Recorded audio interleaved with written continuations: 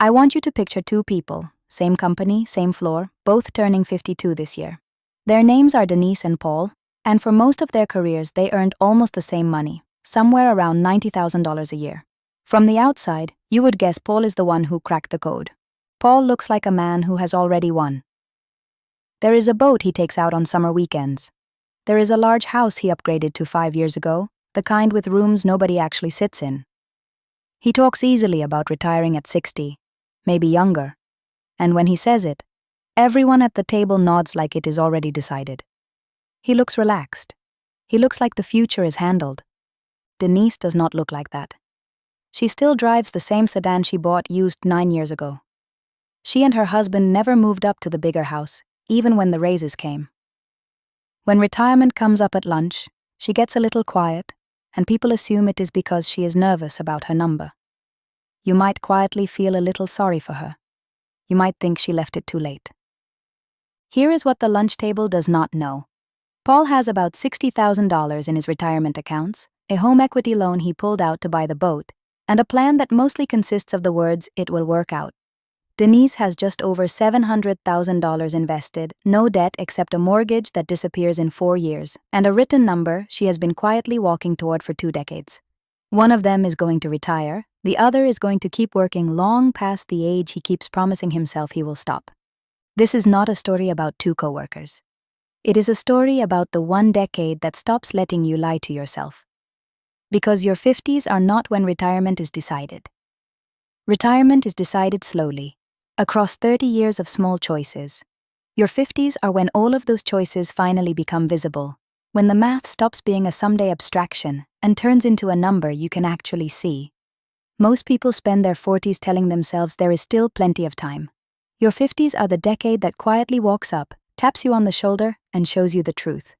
So let me show you exactly what your 50s reveal and what you can still do about it, because the answer is a lot more than most people think. Let me start with a concept that will reframe how you think about retirement for the rest of your life. Retirement is not an age, it is a number. You do not retire because you turned 65. You retire when you have saved enough that your money can quietly replace your paycheck, and not one day before, no matter what the calendar says. Here is the number, stripped of all the jargon. There is a common rule of thumb that says you need roughly 25 times your annual spending saved up to retire safely. The idea behind it is simple. If you can live comfortably by withdrawing about 4% of your savings each year, then 25 times your yearly costs should, in most historical scenarios, last you the rest of your life. So if you spend $60,000 a year, your number is around $1.5 million. Spend $40,000, and your number drops to about $1 million. That is it. That is the finish line nobody drew for you.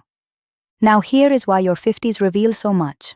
For the first time, all 3 of the clocks that matter are visible at once. The first clock is your number, the target you actually need. The second clock is your runway, the number of working years you have left to reach it, and in your 50s that runway is suddenly short.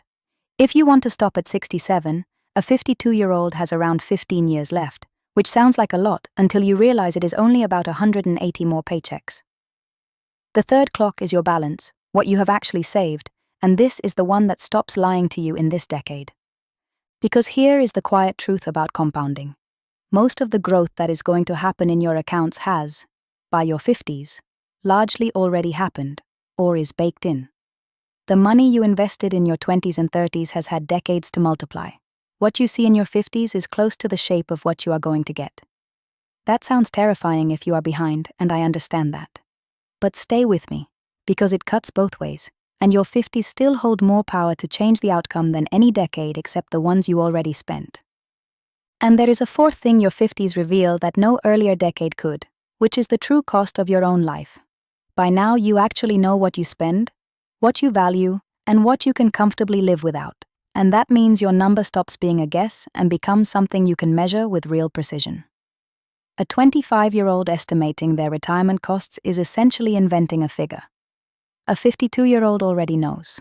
That knowledge is uncomfortable, because it removes your last excuse for not planning, but it is also a gift, because you can finally aim at a target you can see instead of a fog you have been squinting at for 30 years. The reveal is not a verdict, it is a diagnosis, and a diagnosis is the thing that finally lets you treat the problem instead of ignoring it. So let me show you exactly what the smart ones do with the years they have left. Rule 1.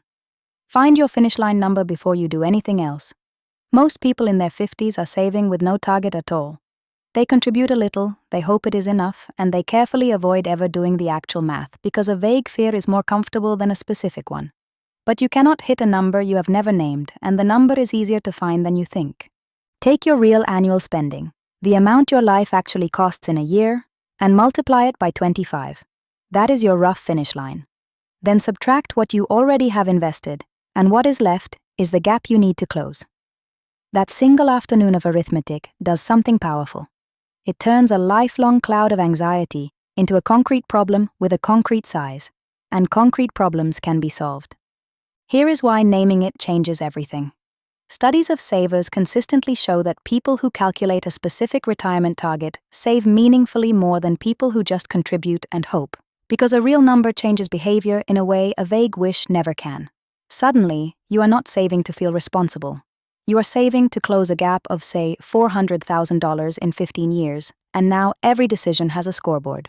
The coworker who never runs the number stays comfortable and stays lost. The one who runs it feels a jolt of fear for about a day, and then spends the next 15 years methodically catching up.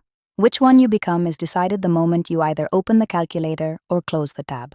And once you have your number, the tax code hands you a gift almost nobody uses. Rule 2.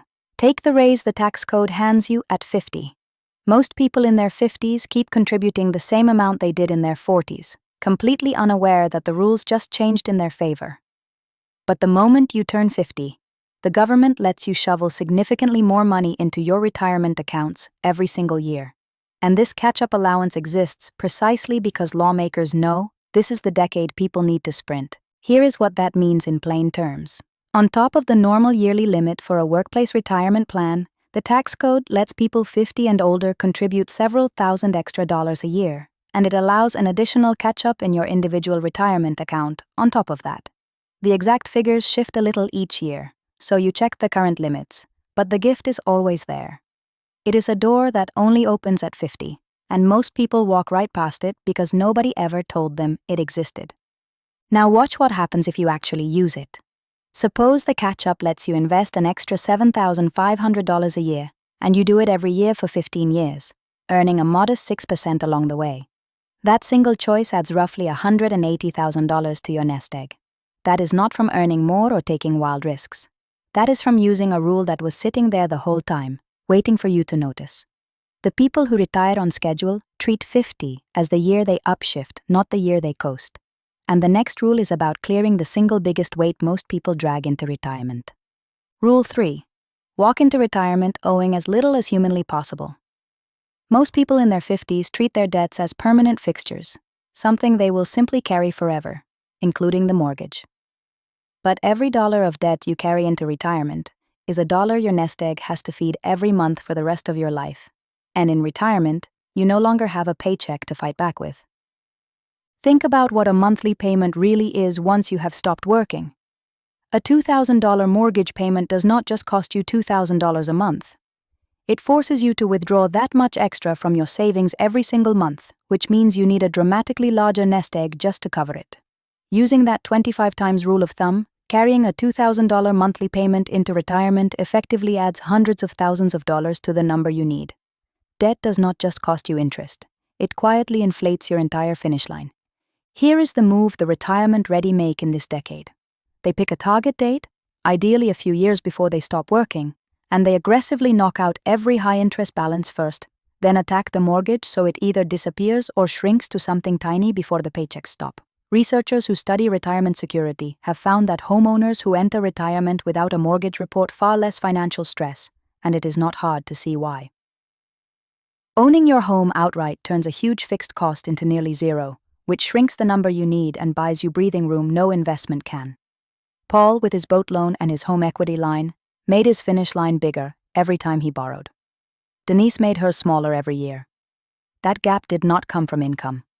It came from what they each chose to owe. Now let me show you the risk that can wreck even a well-funded plan overnight. Rule 4. Guard the 5 years on either side of your finish line. Most people think that once they have saved enough, the danger is over. But the years right around your retirement date are the single most fragile stretch of your entire financial life.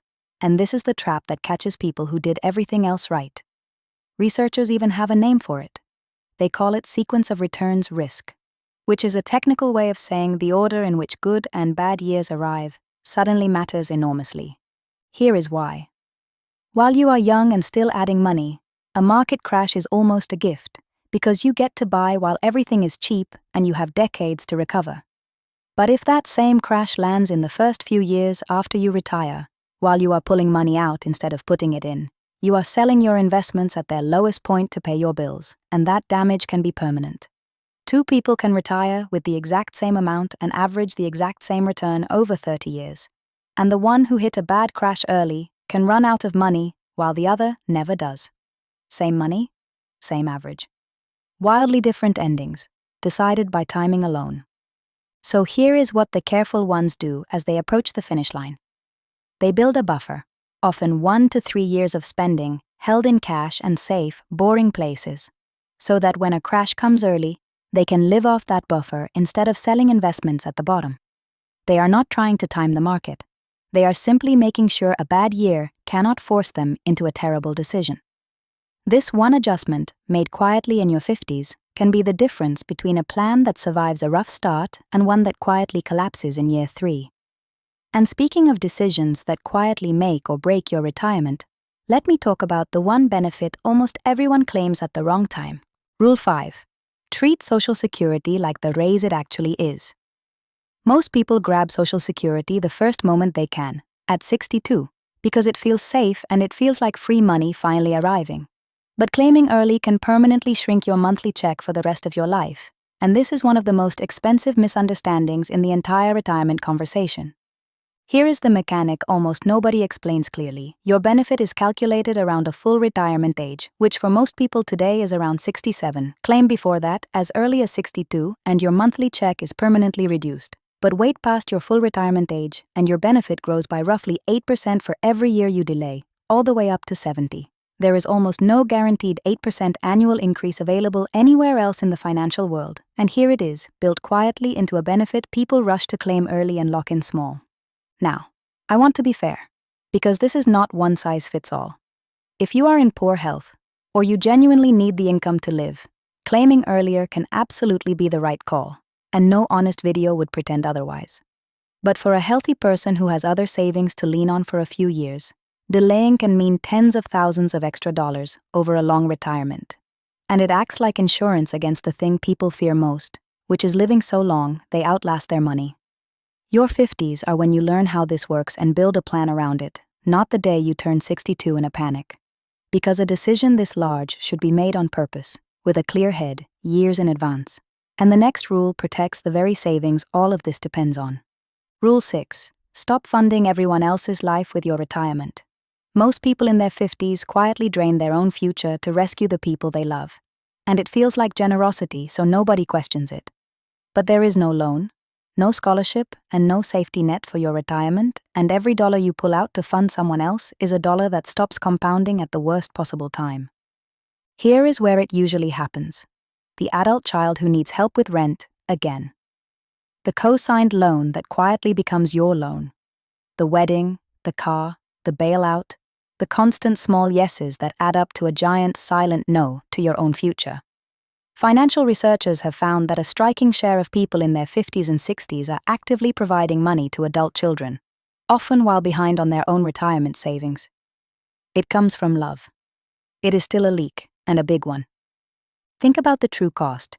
Say you pull $50,000 out of your retirement accounts in your 50s to help family. That is not a $50,000 decision. Left invested for 15 years at 6%, that money would have grown to around $120,000. The money you would have actually lived on. You did not spend $50,000. In the language of your future, you spent closer to $120,000. The kindest thing you can do for your children is refuse to become their financial emergency later, and that means protecting your nest egg now, even when saying no feels impossible. Put on your own oxygen mask first. It is not selfish. It is the only version of this that works. Nope, not done yet, because the next cost is the one almost everyone pretends will not happen to them. Rule 7.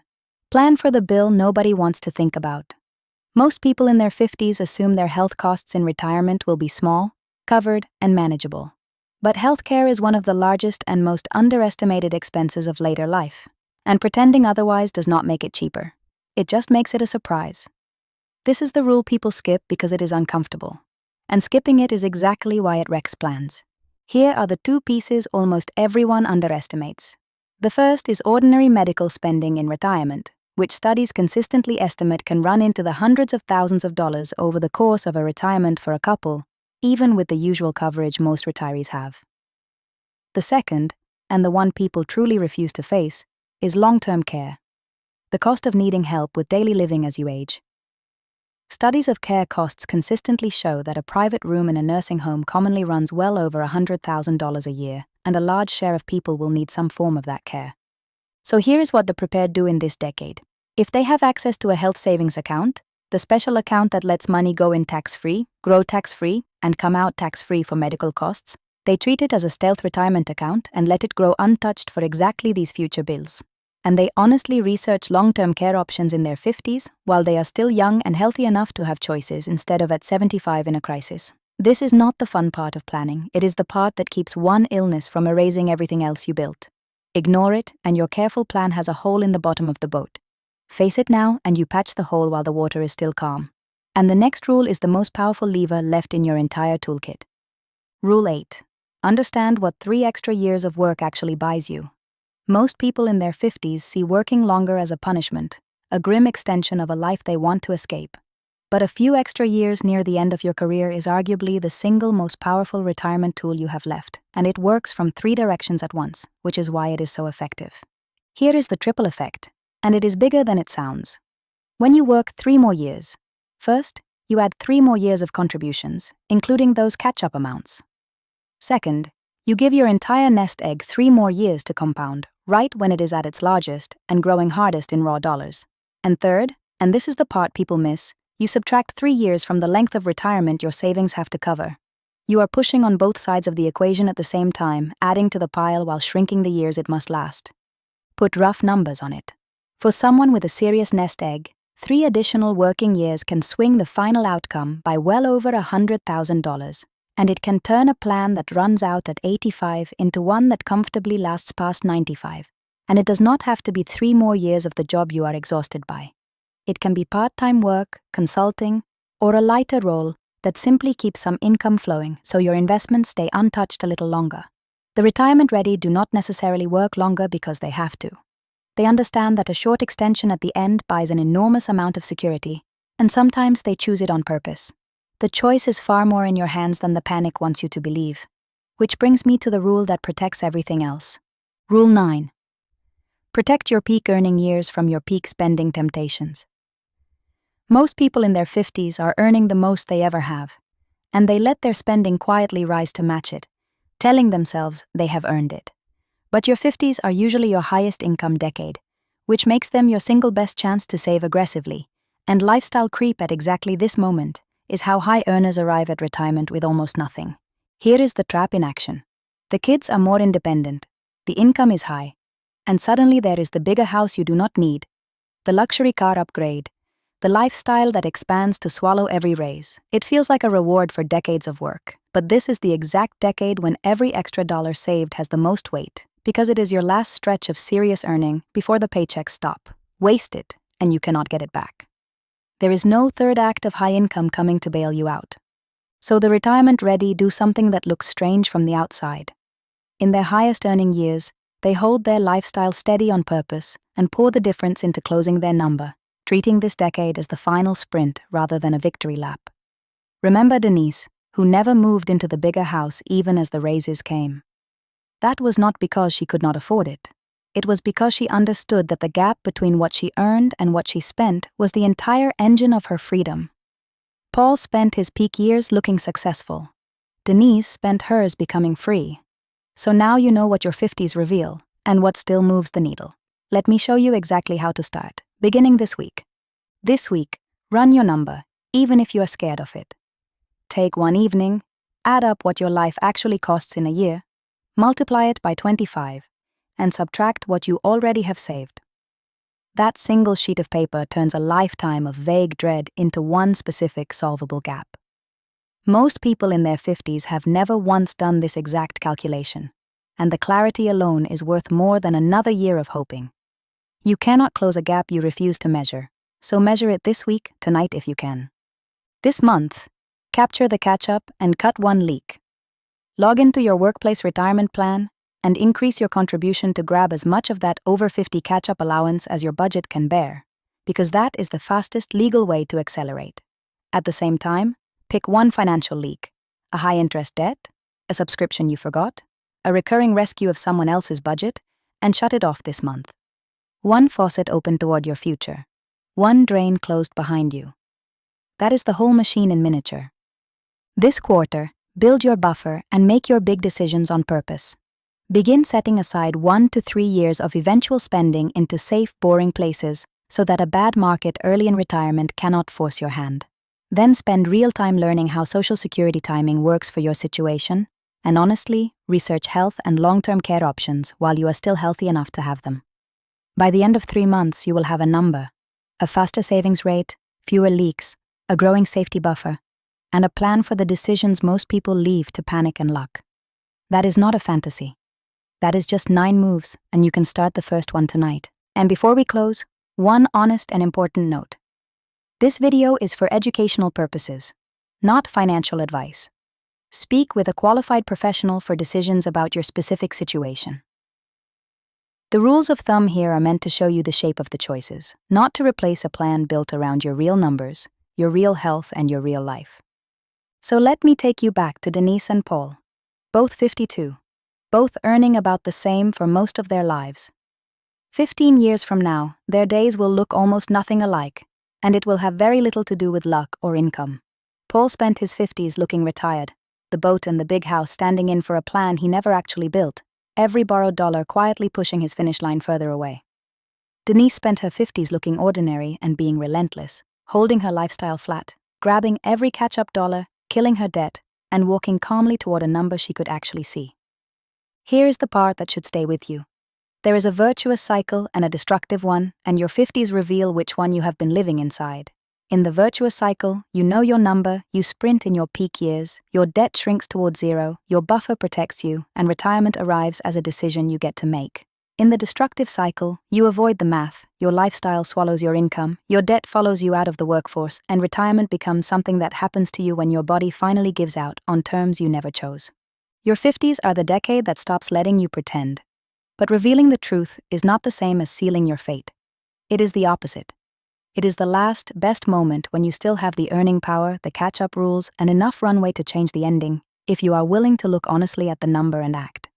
The choice is simply whether you want to spend this decade performing a retirement you have not funded, or quietly building one you will actually get to live. Denise is not retiring because she earned more than Paul. She is retiring because, while everyone else was hoping, she was the one person at the table brave enough to do the math. Retirement is not something that happens to you at 65. It is something you either build or don't in the years when you still can.